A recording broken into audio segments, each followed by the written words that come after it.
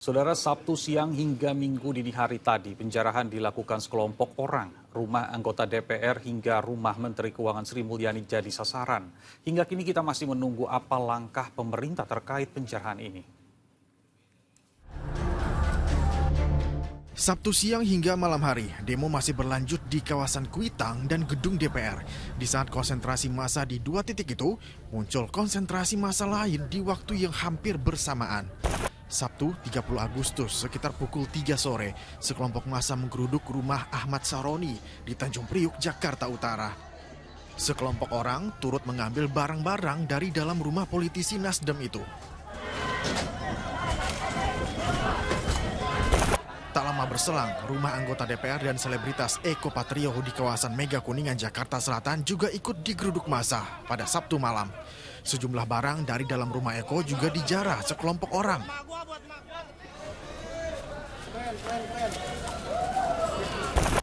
Kediaman anggota DPR sekaligus artis Uya Kuya di kawasan Durensawit, Jakarta Timur turut jadi sasaran sekelompok massa.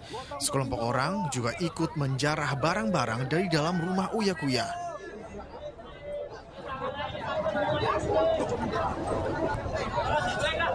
Kediaman anggota DPR yang lain, Nafa Urbah di Bintaro, Tangerang Selatan juga tak luput dari penjarahan.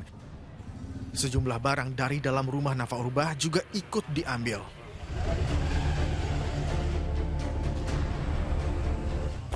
Rumah Menteri Keuangan Sri Mulyani juga tak luput dari aksi penjarahan. Padahal sebelumnya, sejumlah aparat sempat berjaga di depan rumah Sri Mulyani.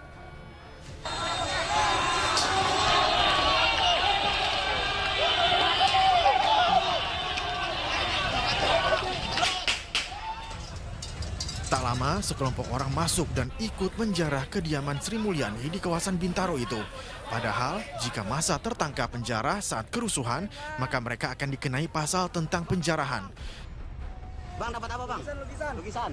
Pelaku penjarahan saat kerusuhan dapat dijerat dengan beberapa pasal pidana, terutama pasal 362 atau lebih spesifik, pasal 363 KUHP, yang mengatur pencurian dengan pemberatan jika dilakukan dalam kondisi tertentu seperti saat bencana atau kebakaran, karena penjarahan adalah pengambilan barang secara paksa dalam melawan hukum. Pidana penjaranya antara 5 hingga 9 tahun. Saat ini kondisi rumah Sri Mulyani berangsur kondusif dan sejumlah aparat masih berjaga. Maraknya aksi penjarahan membuat masyarakat khawatir karena hingga kini belum ada langkah tegas dari aparat penegak hukum. Langkah pemerintah pun dan Polri dinanti publik. Tim Liputan 6 SCTV melaporkan.